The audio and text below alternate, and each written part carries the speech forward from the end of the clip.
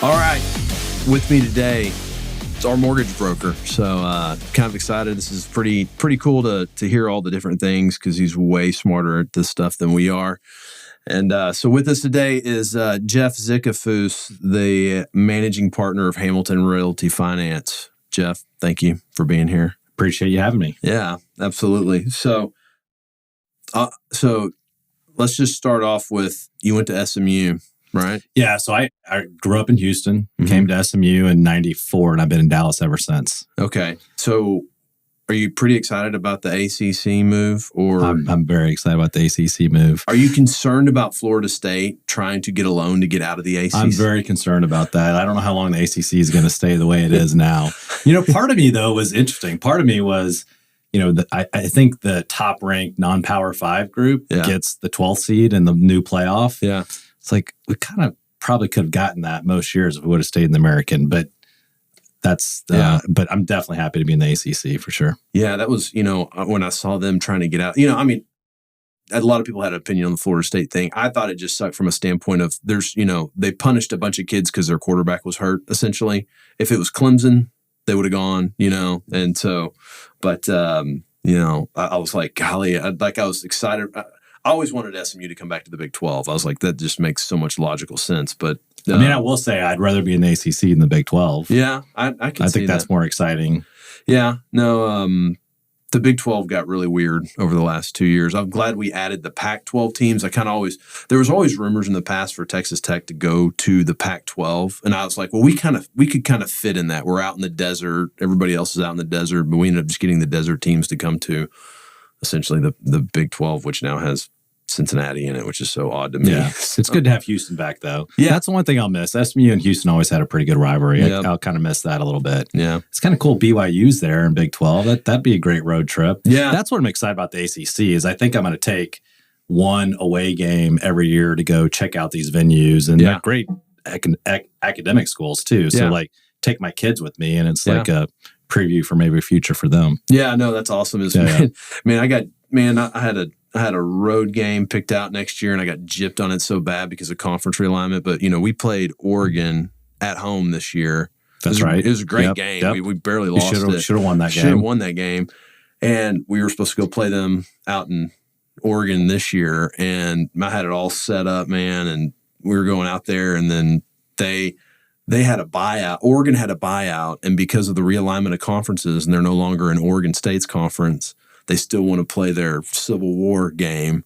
And so they bought out of our contract to play in Oregon. Do you know how much that was? I think it was like $25,000 or something. Oh, so it wasn't a lot. Okay. No, it was something just ridiculous. Yeah. But anyways, so, let's just kind of talk about, so you go to SMU, you get a degree in finance, and, Yeah, so I thought I was going to be a stockbroker, honestly. My whole life is what I wanted to do. And I got an internship with Smith Barney that first summer after freshman year in college. Mm-hmm. Went there, hated it. My parents actually forced me to quit after 4 weeks because I was so miserable. And then one of my mom's best friends' husband was a mortgage banker in Houston. Okay. Didn't know what it was, had no clue what it was. And he said, why don't you come over here and work here for the rest of the summer. Next thing you knew, I fell in love with commercial real estate finance and have been doing it basically ever since that summer. Yeah. And when I graduated from college, I was on the lending side and worked for GE Capital for a while and Prudential, and then kind of moved to the mortgage banking side in 2013. Explain GE Capital to me, because I haven't got into those levels of things yet in my real estate career. And when I think of GE, I think of them like as a manufacturer, but they actually have a whole capital side.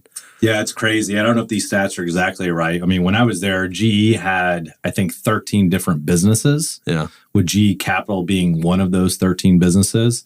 And within GE Capital, there was 28 businesses. And ultimately, GE Capital is kind of what really hurt GE in 2009. It's really interesting. It was a very conservative company. And like everyone in 06, 07, I guess 06, 07, they started getting a little out of their comfort zone on the capital side and got a little too aggressive, and 09 came around and hurt them. And does GE have equity and debt platforms? No longer. I mean, they're out of the business, but yes, then they did bolt debt and equity. Actually, just right around the corner. We office in the Bent Tree Towers over here. 2 Bent Tree Tower, where bolt debt and equity was there. Yeah. Was it Greg Hamill that you worked there? Or I don't know Greg Hamill. There was a John Hamill. Okay. But I don't know Greg Hamill. There was a guy I used to call in to try to get the leasing on some of their assets. But anyway, so then you're at GE Capital for what, 6 years? And then, that sounds right. From like 98 to 05, I think is what it was. And then left to start an office for CW Capital here in Dallas. Wasn't happy. Then went to Prudential. For a while. And that was on their debt side too. That's right. Yeah. Was it placing debt for because they own a lot of assets? So I was considered a generalist. So I was able to originate debt on the life company balance sheet side, as well as agency and as well as CMBS. Okay. All right. So, and what was it? Office assets, multifamily, stuff like that mostly, or? We did a little bit of everything. Yeah. On the life company side, I mean, CMBS, we did just about everything. The thing that I actually did a lot of on the life company side that was a little unusual was self-storage. We did a lot of self-storage portfolios, larger portfolios kind of around the country. Yeah. But yeah, we did a lot of industrial, a lot of grocery and retail product like that. Gotcha. So then you kind of went to the acquisition side and you went over to Dunhill for a little while. Yeah. So, 2009, I got caught up in, actually 2010 got caught up in layoffs at Prudential. Dunhill was a big client of mine at Pru. Like we did a lot of loans with them on the CMBS side. Yeah. And they were nice enough to let me kind of hang my hat there for a little while and help them do a lot of different things. And then when the lending market came back, I went to go work for Ladder Capital, actually in this building. We office in this building that you're in on the 3rd floor, I believe. And then Randy Fleischer was always one of my best mortgage banking clients over the years as a lender. At that time, he was selling his company to JLL. Yep. And he'd been trying to get me to join the mortgage banking side for years. And finally, the stars aligned in 2013 and kind of started the same day he and his team did at JLL in 2013. Okay. So what was the difference from going from like a Prudential side to a JLL capital market side? Like, I mean, the big difference is just more entrepreneurial. I mean, you work for a company, but you're really self-employed, right? Yeah. I mean, that's the big difference. I think the thing that was frustrating, I mean, I would go back to the GE days too. When you work for a group like Pru or GE, it does matter what you do personally, but a lot of how you get compensated is dependent on other divisions within the company. So GE, for example, the light bulb division has a bad year. That affects your bonus, even if in real estate you have a great year, right? Yeah. That's the big difference from working like that back to just, being a mortgage banker. You're basically your own boss and control your own destiny, which I like and appreciate. So y'all would work a lot with the investment sales team guys, right? If they're taking out a portfolio to kind of be there to provide debt quotes on it and stuff like that. And we would. Yeah. We would. And were y'all placing equity as well at the time? We would. Yeah. Yes, that's correct. Yeah. What do you like better, debt or equity? Debt. Yeah, for sure. Equities. The thing that I don't really like about equity, and I don't mind saying this because I say this to my partners and everyone, is, on a debt assignment, you hire me. Yeah. We negotiate a fee and we close it, and there's no argument over that fee. Right. The challenge with equity, in my experience, is you hire me for equity. We come up on a fee. I introduce you to an institutional equity client. They may not agree with that fee. Yeah.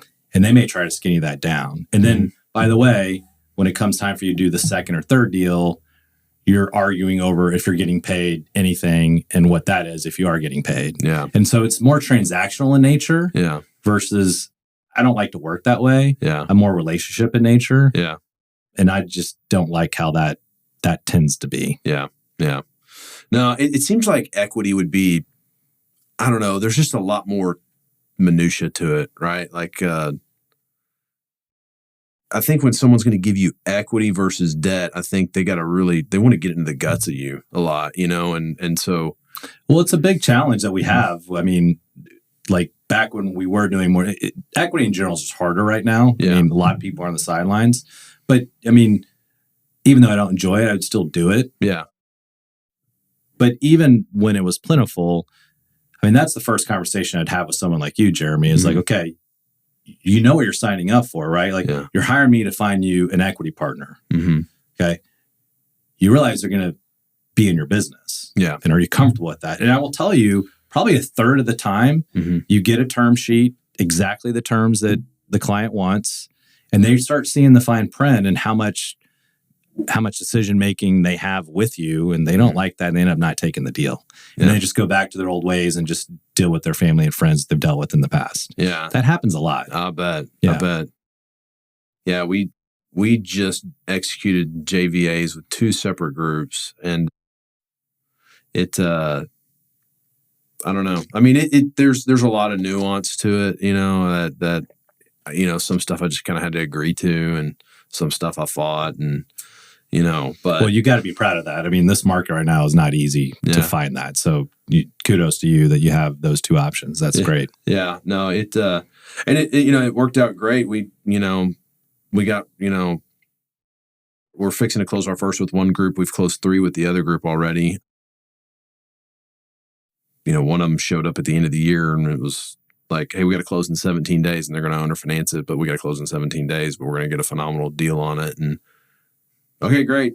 There's the money, So that helps too, right? It helps with the scalability of what we're trying to do with our platform. But I could see, it's just equity just seems like just such a, I mean, to your point, like you could get an equity deal all the way to the finish line, and they get a 100-page JVA, and they're like, whoa. That happens a lot. Yes, that has happened a lot.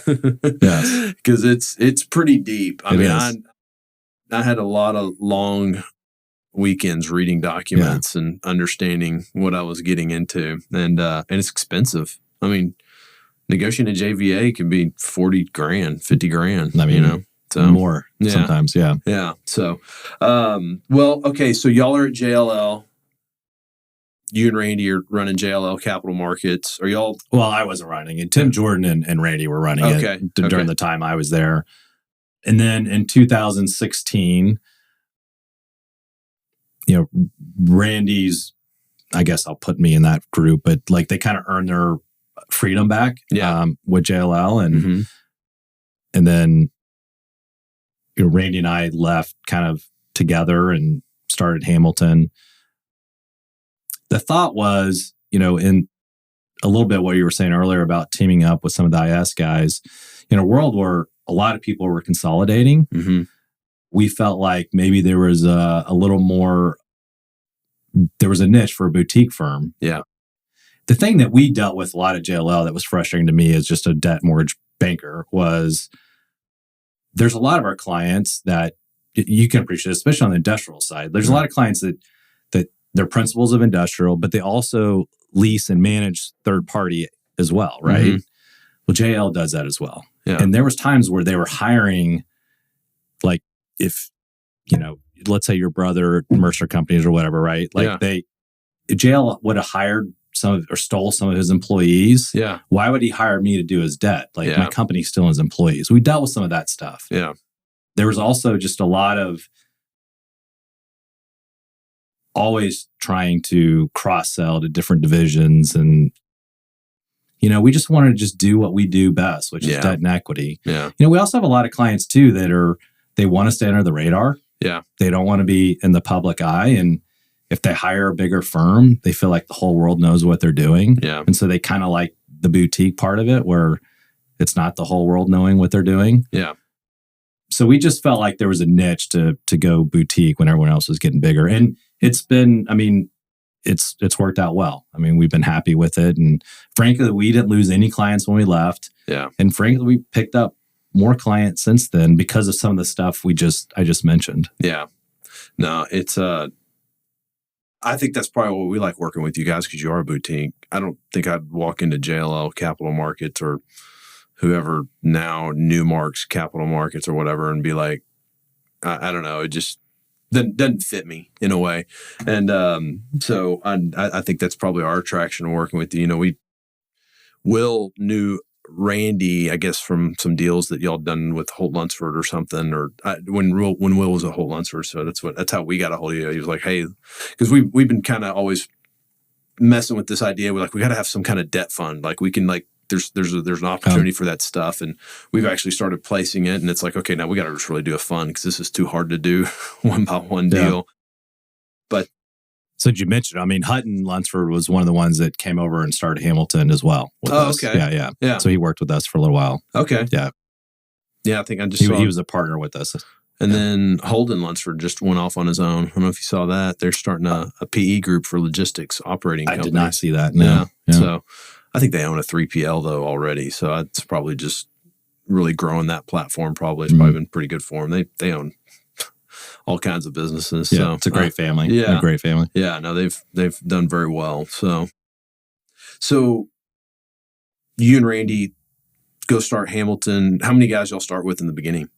It was just, I guess there was 4 of us. I guess we had an analyst and then the 3 partners. So it was just 4 when we started. Yeah. Yeah. How many y'all have now? That's a good question. We're up to, I guess we have an office in Salt Lake City. Mm-hmm. Randy's full-time, and as you were there last week, is full-time in Tahoe, right? Yeah. So, and actually Nevada is a weird state that you actually have to have a license for what we do. Yeah. And you need a residency there to get the license. Yeah. So he has that license and he's there in Nevada. Yeah. In Tahoe. And then we have Curtis Jaggers in our office and Jason Perring in our office, and then a couple of analysts. Yeah. That's what it's funny. Me and Randy were having brunch the other day. I was like, we'd always gone to the Hard Rock in Tahoe, and it just changed the Golden Nugget. And I was like, so what happened with the Hard Rock? And he's like, oh yeah, we used to have a note on that thing with those guys. Yeah. So and he told me, I guess the patriarch of the family passed away or something. Yeah. And but it was just funny. He's like, oh yeah, I have a note on that. So. Yeah. We had a mezzanine note on that. Yeah. Yeah. So, all right. Well, let's see. What are you seeing now? Trends within? I mean, do you work mainly in Texas, or do you get outside of Texas? I mean, I know your firm does, but like you specifically. I mean, I would say most of the clients are in Texas, but I would say 50% of the assets are in Texas and 50% are outside of Texas. Gotcha. Okay, so you're kind of going wherever the client goes. That's right. Gotcha. Is there different trends in different states versus Texas that you see when you leave, especially Dallas and Texas?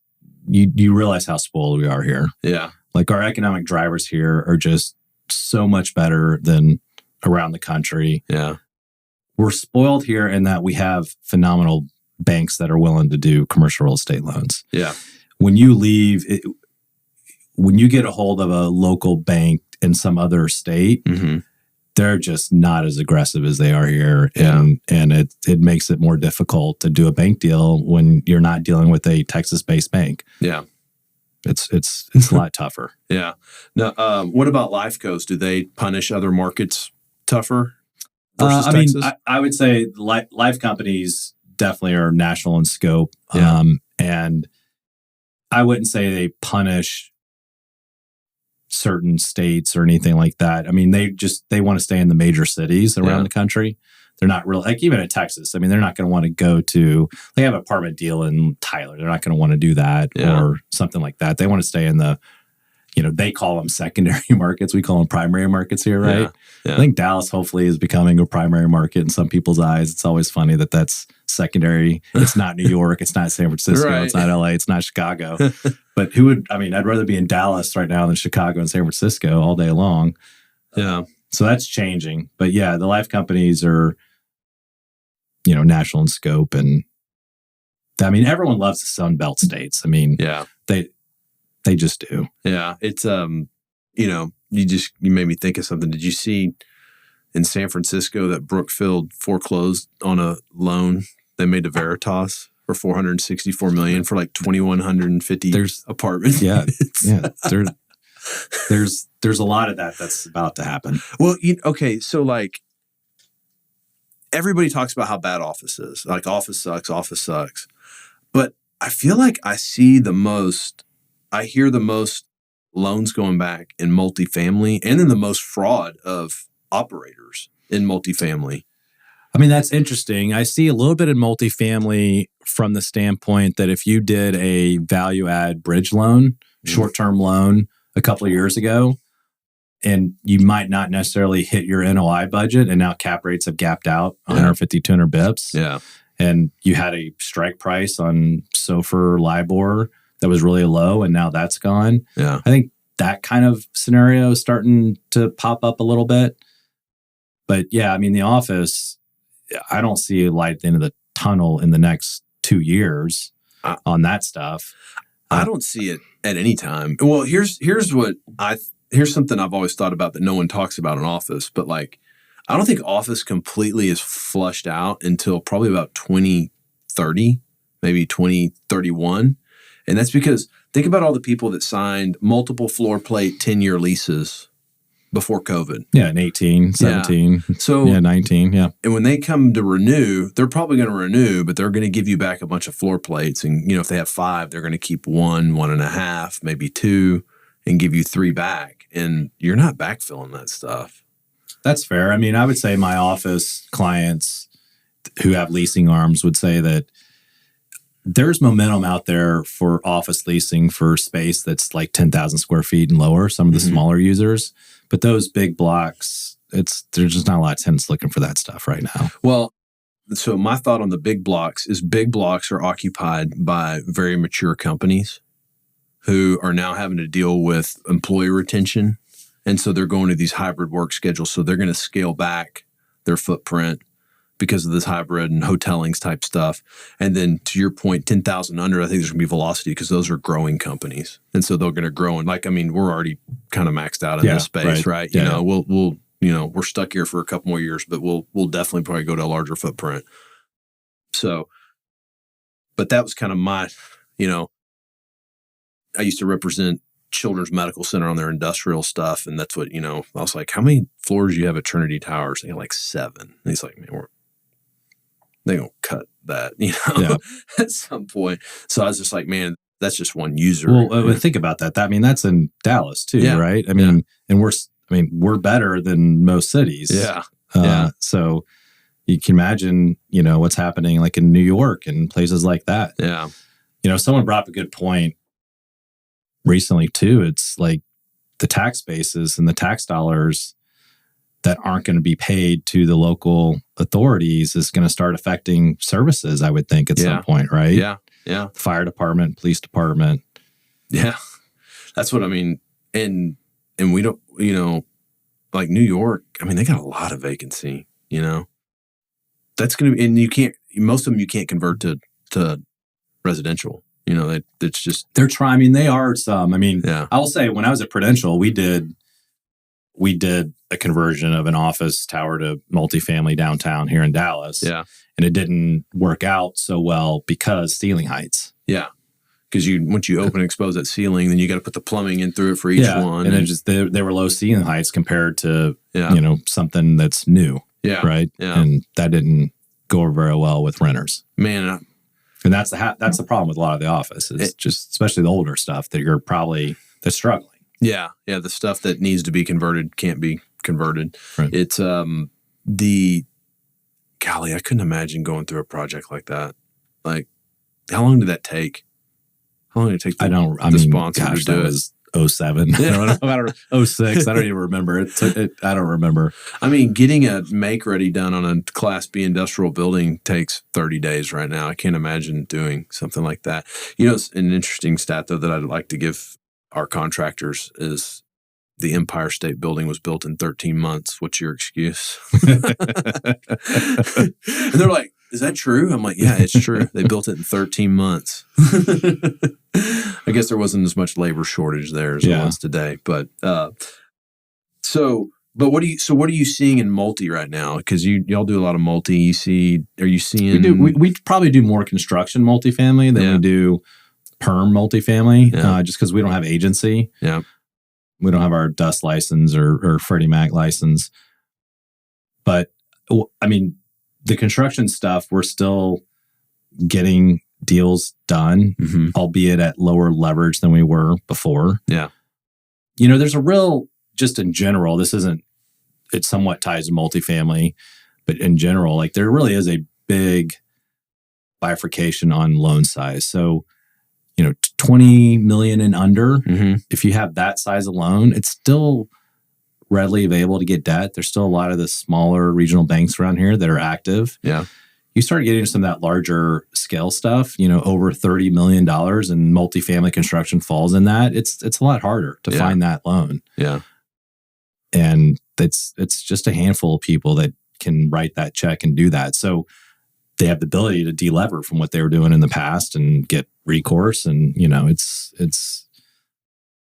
it's definitely harder to find that out there. So a lot of banks now too are pushing deposits. They're like, oh, well, we'll do your loan, but you need to move all your deposits. My argument to that is with these banks is like, do you understand the undertaking that it is for me to move my accounts? And so this happened to me. We were doing a deal with a bank. I think this was in 21. We closed 2 deals with them on the same day, on a Friday. And they were, throughout the whole thing, they were pushing hard for my operating accounts. I was like, you'll get the operating accounts for the properties, right. but you're not getting Matador's operating accounts. And I told them, I said, look, I go, you can cut me a $50,000 check. That's probably what it will take for me to move it. And they're like, what are you talking about? I go, because it's going to take me and my employees a full quarter to go through the butt whipping that you're fixing to lay upon me. and you know what happened? We closed that Friday. That Monday, I called them with another deal. They go, we're out of commercial lending. I was like, wait a second. You wanted me to move my deposits to your bank and you can no longer even service me. So now when a bank says that to me, I go, sure, you just got to guarantee that you'll be loaning on commercial real estate. And they're like, well, we can't do that. I go, well, then what's the benefit of me coming over there? I mean, you don't even know if you can provide me service. Right. So they don't, they give me it's definitely a topic of conversation a lot. Yeah. We're still able to find some banks that don't require that. Yeah. They always want to have the conversation, but post-closing, can we talk about it? Right. Yeah. I love that. I think what's funny is, some banks are like, I want 25% of the loan amount in deposits to do a loan. Yeah. And historically, there's always that rule of thumb that, the guarantor needs to be net worth 100% of the loan amount and 10% of the loan amount in liquidity. Yeah. I'm like, a lot of my clients aren't even 25% liquid loan amount. Even if they wanted to give you all their deposits, there's not enough to satisfy that. They're real estate guys. I think that is always funny when I hear that comment from some bankers, which they say back to me, well, that may not be a client we really want to bank anyways. I'm like, that's fine, but you're missing out on a lot of good deals out there. I mean, these are real estate operators. Like that's what I always, the real estate operators are always broke. Like you're always you're cycling money constantly, It's true. I mean, over the years, I've seen a lot of, as you imagine, being on the lending side too. I've seen a lot of balance sheets that are 100 million net worth guys with 800,000 liquid. You know, I mean, it happens. I think the other thing too that helped the deposit conversation a little bit back last spring is when the 2 banks failed. Yeah, especially around here, we have a lot of smaller banks, somewhat new, not really household names. Like, I want deposits. And then after that, it was like, okay, like I will help you convince Jeremy to give you some deposits, but not more than 250,000. Yeah. I mean, why would you do that? Yeah. Like someone they don't really know, they've done one deal with. Like, I mean, you have to be careful. And that, when I said that to some bankers, they're like, I get that. Like, I understand that. Yeah. But what can you do? You know, I mean, I'll take 250. Okay. They come off $1 million really quickly. Okay. I'll take 250. Yeah. So keep that in mind. You can always use that argument with some bankers, especially if it's not a household name. Yeah. So, I thought it was interesting though. We were working on a deal this year and we got a term sheet from a very large bank, and they gave us a term sheet. Our equity partner, we kind of went back and negotiated that because our equity partner had some pretty large deposits there. And they came down. I remember the deal. Yeah. Yes, I remember they came that. down. Yep. And then they just called one day and said, hey, we're out. Yes. Like, we're done. I know. And it was so funny. This bank literally had a luncheon 30 days prior Texas is strong. We're open for business. Just whoop. Yep. Yep.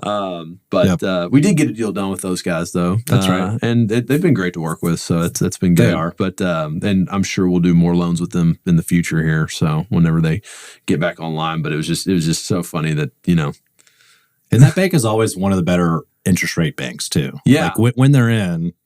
And they love industrial too. And so they can be pretty aggressive on industrial. Are you seeing anybody bank office right now? I will tell you, I haven't asked the question. Yeah. Do you just not take the assignment? Well, there just isn't any assignments to take. Yeah. I mean, all you're doing with the existing, like we had a loan that matured. It was a debt fund deal that matured and it's performing last year, and we just negotiated a 2-year extension. I mean, that's what you're doing is you're just trying to extend what you have. Yeah. That's part of what we've seen. I mean, last year was for sure slow for our business. Yeah.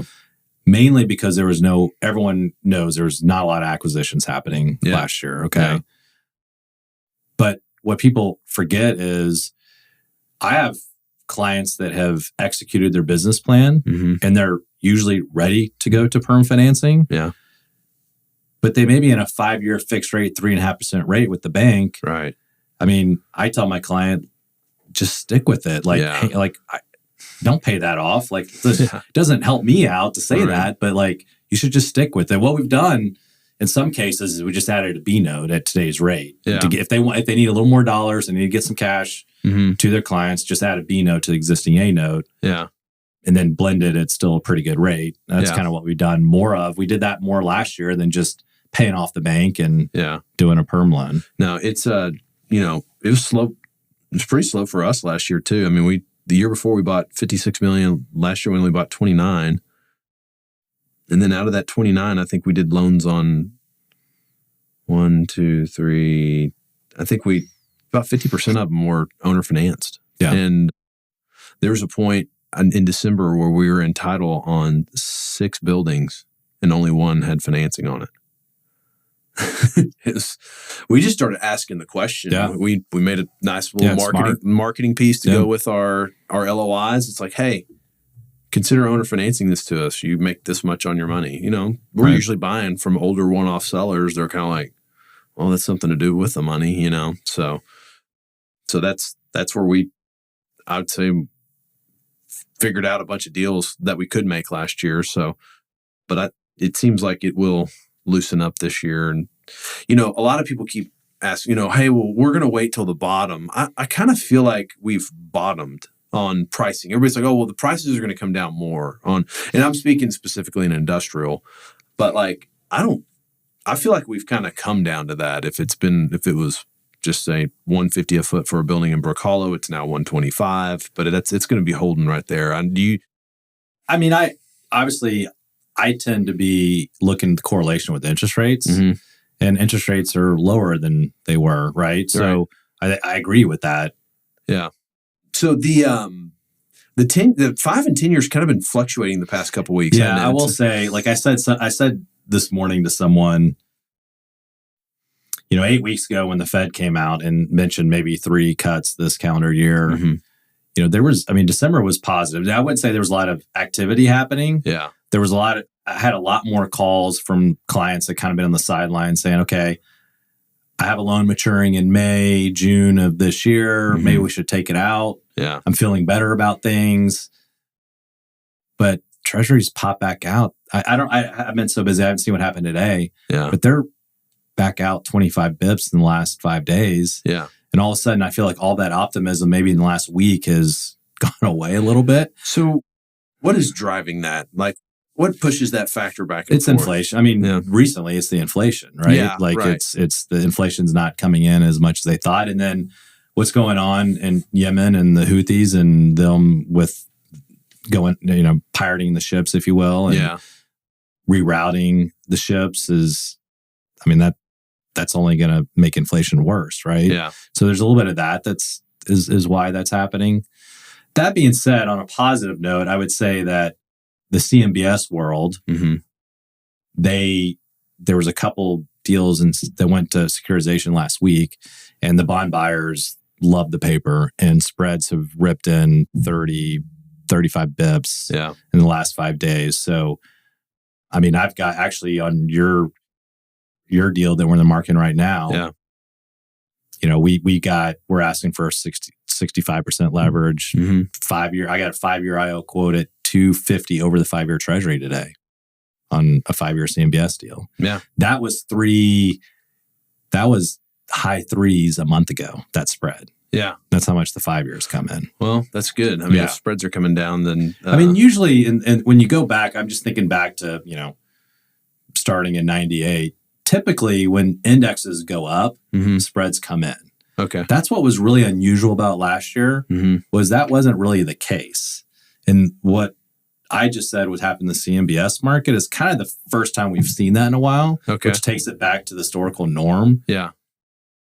But yeah, I mean, indexes have gone out the last week, but spreads have come in from a CMBS perspective. I'm not saying that for life companies or banks or anything like that, but so that's good. So do you think last year when spreads were going up and then, when indexes were going up and then spreads were going up with it, was it just fear? That's what happens, right? Right. Yeah.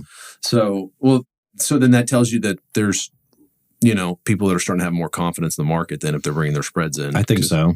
I think so. So that kind of gets me to just outlook for 24, you know, like sounds like it's going to get back on track. It really just comes down to the Fed. And if we have 3 cuts or if we have any cuts, if we have no cuts, I don't know what it's going to be like. Well, I think there's going to be cuts because Trump is the most likely presidential candidate and they're going to do everything they can to make prop Biden up some more. So. Yeah, I mean, historically in our world, though, like election years, there's really not a lot of movement up or down. I mean, it's just kind of stable. Yeah. Normally, you like that, and where we are now, you kind of don't want stable. You kind of want it to come in a little bit. I hope that happens this year. Yeah. It just really depends on inflation numbers. It just really does, and the Fed's next announcement and what they're saying and talking about. Well. Okay, so one question I always like to ask, like, what are some resources that you like to look at on a regular basis for your world to just kind of stay in tune with everything? And I mean, so the guy I follow the most is JP Conklin at Pensford Financial. Yeah, if you're not on his mail list, you should look it up, go to his website. He sends an email out every Monday morning, which is kind of an update of what happened in the past, what he thinks, like the past week, what he thinks going to happen. He's also we started this conversation with football. Yeah. He's a big football fan. So he has a lot of analogies to football and a lot of stories to football. Yeah. Unfortunately, he's an Eagles fan. He's a big North Carolina fan, though. Yeah. He lives in Charlotte. But he's definitely my go-to when I'm just kind of looking at predictions and interest rates and what the Fed's saying. He's got a pretty good pulse on what's happening. Okay. So mark that. Go check that out. That's right. So what about any books you like on commercial real estate or just any books in general? Well, not. I don't know if I've ever read a commercial real estate book that's good. I really like nonfiction. So Ben Mesrich is one of my favorite authors. You know, all like the Accidental Billionaire.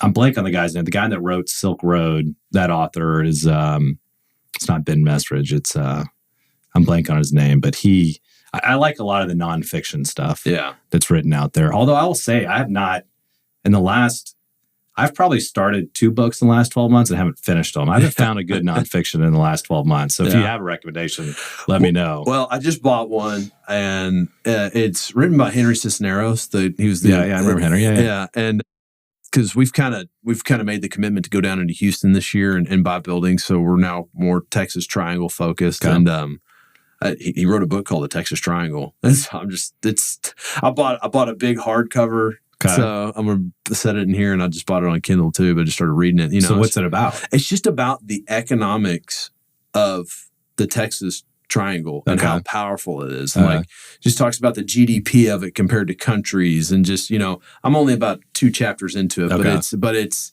you know, I was like, well, you know, everything I kind of do works in this area. The land development deals we do down in Temple, that's all, you know, down there in this, and we're adding Houston, and it's like, well, I just want to learn everything I can about it. So it's just kind of interesting. I kind of like nonfiction stuff too. And then a lot of it ends up being like Texas history type stuff. And so, but I like a lot of biographies about cool people too. So I'll be curious if he gets into the light rail. Like if he gets into that book, if it's, or I'm not the light rail, but like the speed trains between the triangle, if that ever happens. Yeah. And I just think about how long would it take?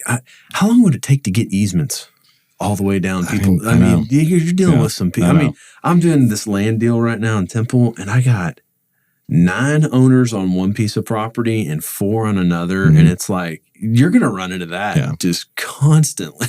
Yes. Well, brother said no. He said he wants more money, and so. But well, all right. Well, let's wrap this up. Any other thoughts, opinions, hot sports opinions? What are the Ponies going to do next year? Had a good season. Kind of blew it in the bowl game, though.